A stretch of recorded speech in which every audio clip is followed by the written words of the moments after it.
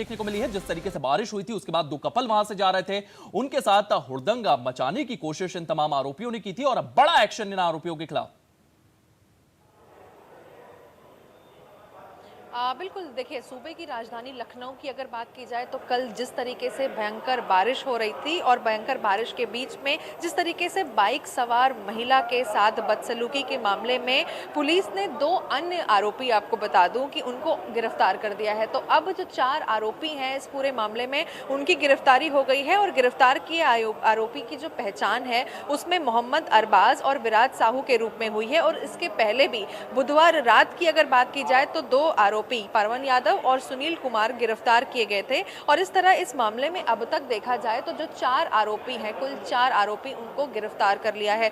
साथ ही साथ आपको ये भी बता दें कि बाकी अन्य आरोपियों की जो तलाश है वो जारी है। और ये जो मामला है मुख्यमंत्री योगी आदित्यनाथ के संज्ञान लेने के बाद पुलिस कर्मियों पर भी यहाँ पर एक्शन लिया गया है। और स्थानीय, बता दें आपको कि स्थानीय पुलिस उपायुक्त, अतिरिक्त पुलिस उपायुक्त और साथ ही सहायक पुलिस उपायुक्त को तत्काल प्रभाव से हटा दिया गया है। इसके साथ ही जो स्थानीय प्रभारी निरीक्षक है, साथ ही चौकी इंचार्ज और चौकी पे मौजूद समस्त जो पुलिसकर्मी हैं उनको निलंबित कर दिया है। और सूत्रों के मुताबिक मामला मुख्यमंत्री योगी आदित्यनाथ के संज्ञान में आने के बाद पुलिस अधिकारियों पर भी गाज गिर गई है। तो जिस तरीके से लखनऊ में जो घटना हुई उसका जिस तरीके से पूरा वीडियो वायरल हुआ, इसको संज्ञान में लेते हुए एक बड़ा यहाँ पर एक्शन भी देखने को मिल रहा है। जो तमाम आरोपी हैं वो फिलहाल, उनकी भी तलाश है वो जारी है। तो कहीं ना कहीं जिस तरीके से जो जीरो टॉलरेंस पॉलिसी मुख्यमंत्री योगी आदित्यनाथ हमेशा से कहते आए थे कि कोई भी अगर इस तरीके का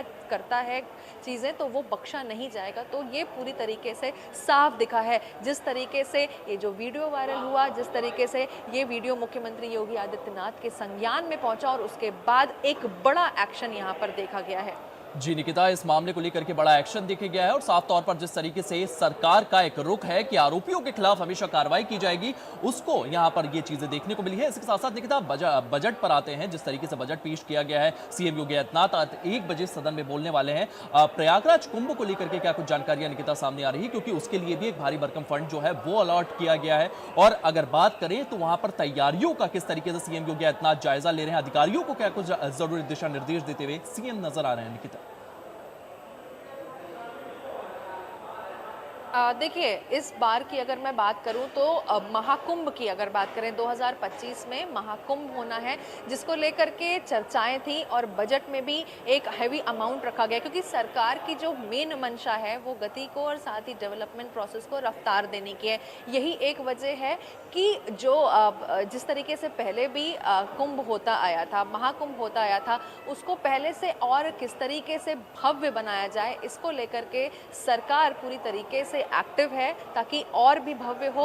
तमाम भारी लाखों सैकड़ों मात्रा में जो लोग आते हैं उनको उन्हें किसी भी तरह से परेशानी ना हो, क्या कुछ और सुविधाएं उपलब्ध की जाए, सिक्योरिटी के पूरी तरीके से इंतजाम करते हुए, क्योंकि अब 25 में महाकुंभ है और सरकार कहीं ना कहीं यही चाहेगी कि पहले से भी और भव्य हो। उसको लेकर के जो तमाम बातचीत है, अधिकारियों को गाइडलाइंस देनी है। साथ ही बजट में अगर बात करें, एक हैवी बजट इसके लिए भी रखा है, जिससे कहीं ना कहीं पर्यटन भी बढ़ेगा और साथ ही साथ लोग जो पहले से आते थे उनको बिना किसी दिक्कत के, बिना किसी परेशानी के, जो कुंभ है, जो भक्त आते हैं वहां पर, उसके लिए जो भक्त के प्रति जो मंशा है वो वहां पर आकर के उसका लुत्फ उठा सके, उनको कोई दिक्कत ना हो। तो फिलहाल जो महाकुंभ है उसको लेकर के भी दिशा निर्देश लगातार दिए जा रहे हैं। बजट में भी एक अमाउंट कुंभ के लिए रखा गया था और साथ ही साथ मुख्यमंत्री आज इस पर चर्चा भी करने जा रहे हैं। सूत्रों के हवाले से खबर ये भी है कि क्योंकि आज जिस पर डिस्कशन होना है तो कहीं ना कहीं विपक्ष हमलावर जरूर होगा। और एक तरह से अगर बात की जाए नेता प्रतिपक्ष माता प्रसाद पांडेय की,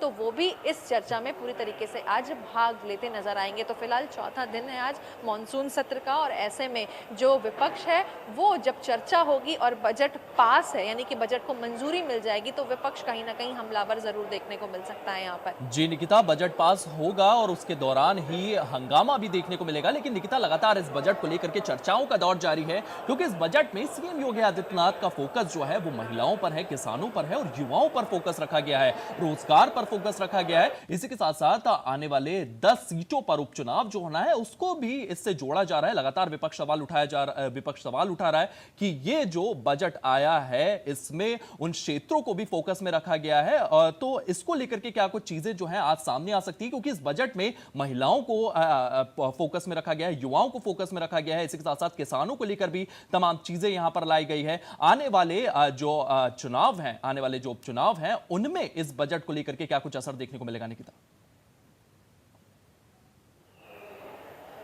देखिए, पहली बात, विपक्ष सरकार को कुछ तमाम चीज़ों में हमेशा से घेरती आई थी, चाहे वो किसानों का मामला हो, चाहे महिलाओं का मामला हो, बेरोजगारी के मसले हों। इन तमाम चीज़ों पे सरकार ने विपक्ष ने सरकार को पहले ही दिन घेरना शुरू किया था। अब जिस तरीके से जब अनुपूरक बजट पेश होता है तो सरकार लगभग हर सेक्टर का ध्यान रखती है। यहाँ पर सरकार ने किसानों से लेकर के, महिलाओं से लेकर के सभी तबकों का, खासकर रोजगार के मसलों पर, पर्यटन की अगर मैं बात करूँ, कुंभ की बात करूँ, तो ऑलमोस्ट हर सेक्टर कवर किया है, चाहे वो हेल्थ वाइज हो। तो फिलहाल इस बार सब कुछ मद्देनजर रखते हुए जो यहाँ पर एक बजट का अमाउंट पेश किया गया था वो ये था। अब फिलहाल विपक्ष के पास कोई मसला तो नहीं है मुद्दा उठाने का, और जिस तरीके से आपने भी कहा कि अब उपचुनाव भी आने हैं तो उसके मद्देनजर भी एक ये जो बजट है वो तैयार किया था, इसका आकार तैयार किया था ताकि जनता की जो बेसिक नीड्स हैं वो पूरी हो सके।